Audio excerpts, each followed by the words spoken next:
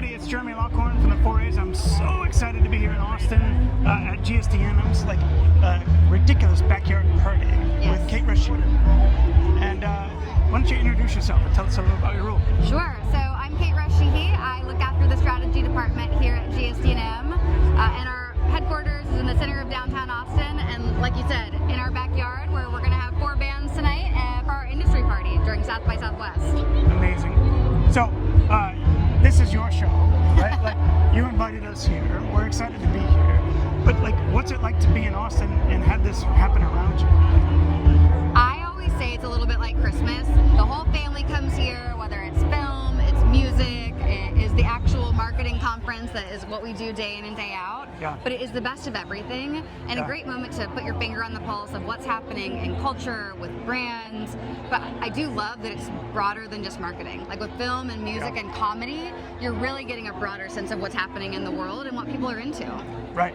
Yeah. And so, like, what's that like being a native Austin person and having all of that come to you? Like, as you said, like. Well, first and foremost, I don't have to think about what to pack. So getting dressed is a lot easier in the morning because, as you know, we'll experience 4 seasons in Texas. It was 40 degrees this morning. It's almost 80 degrees here right now. Yeah. But more than that, it's amazing to get people from ad tech, brands, platforms, Meta, Pinterest, everything else here in town. So the confluence of ideas and thinking is just really fun. And even more than the actual content, I find more and more people are here for connection. So different interests, like I'm having great conversations, and that I think is the real beauty of it, is what are people thinking about and what's going on in the world and how could we work together? Like it feels different than other conferences, and maybe that's because it's my hometown, but I'll take it. No, I totally agree with you. I go to CES, I go to Cannes, but this is very different because like just the unexpected serendipity of like standing in line with somebody that's so different from you. Yes. Right? Is amazing. Well, and because Austin is a smaller town compared to your big cities where conferences happen, I do find like the world here is really small. You'll find someone who knows someone who knows, like we're all 6 degrees of Kevin Bacon, or at least in this town, 6 degrees of GSD&M. Yeah. Did you go to the Kevin Bacon thing the other day? I didn't, but I've seen it. Yeah. All the chatter online. Yeah, it's amazing. I did not get in either. But, all right, so what excites you? Like, what have you seen about the show this year that gets you really excited? One of the things that was actually part of my track, I did a panel with South by. It was part of the creator economy track.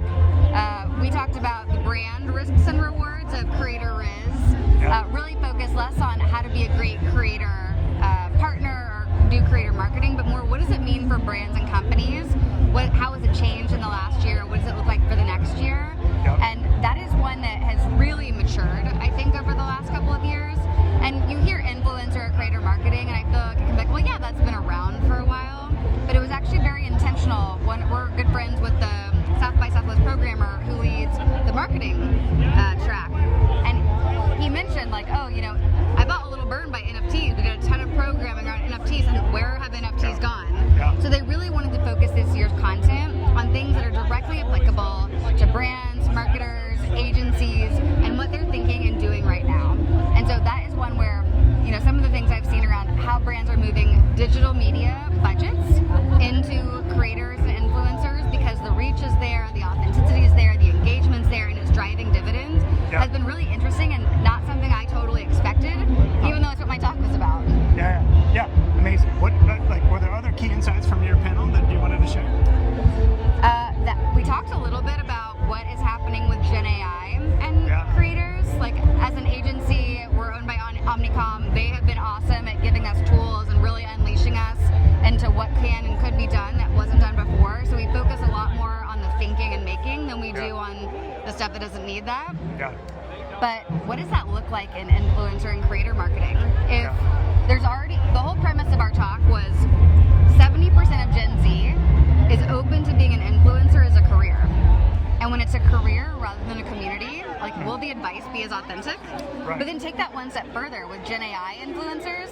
If your influencers are artificial in every Right. sense of the word. Yeah. What does that mean for trust? So there's this whole tranche of marketing tactic that has been super effective. Will it continue to be? Yeah. So we don't have those. We're reading the tea leaves now. We don't have the answers yet, but it is something I'm super interested to keep a finger on. It's a huge show, right? Like there's a ton of excitement, a ton of different things. Like, how do you separate the wheat from the chaff, and like how do you make sense of it for your agency and for your clients? Sure.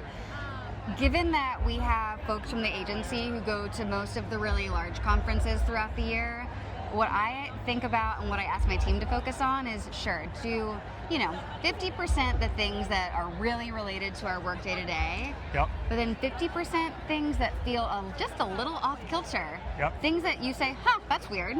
Yeah. Because that is where some of the most uncommon thinking can come from. Like Yep. a gal from the team just yesterday went to a panel hosted by 2 former CIA agents.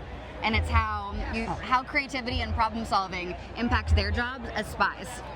Wow. And just a totally uncommon way of thinking about creativity, but what could they bring back from that helps us think differently about creativity? Right. Yeah.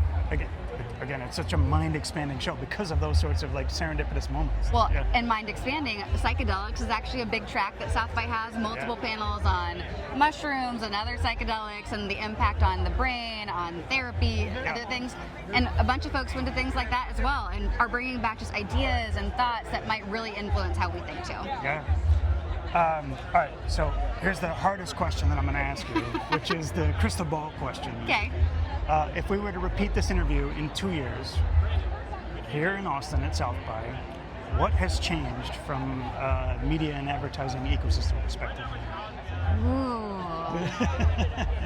What's really interesting is when I looked at the content for this year, I was interested in how much more was about generative AI. Yep. Almost none of the buzz is about that. If you think back 2 years ago, it was NFTs. Yep. They're gone. Yep. I don't believe Gen AI is going anywhere, but I am surprised that no one's talking more about practical use cases or how it's going to influence the way we work or the kinds of things we work on. So I think 2 years from now, it'll be more a part of how we get things done, and there'll be actual things to talk about, and hopefully buzzy. It was buzzy a year ago, kind of in a valley now, but what's next? Yeah. I remember the metaverse and the, and the that whole challenge. thing. Yeah, right. Yeah, but like it felt to me like we were sold the vision by people. All of them. Yeah, all of them. Yeah.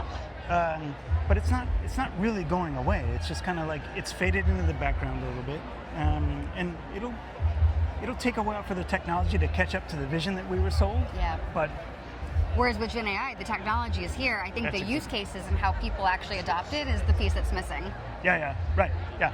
So how are you guys using Gen AI at GSD&M? Again, we're super lucky. Omnicom was one of the first movers, relationships with Microsoft, Adobe, Amazon, Google, building our own tools internally. So at least in the strategy department, we're using it in all sorts of ways to shortcut things that took a long time. Like you have a focus group and someone would comb through every transcript and remember who attributing a quote. Like those things happen like that now, which is good. I like my team using that time to think versus to do work like who said what 7 groups ago. Yeah.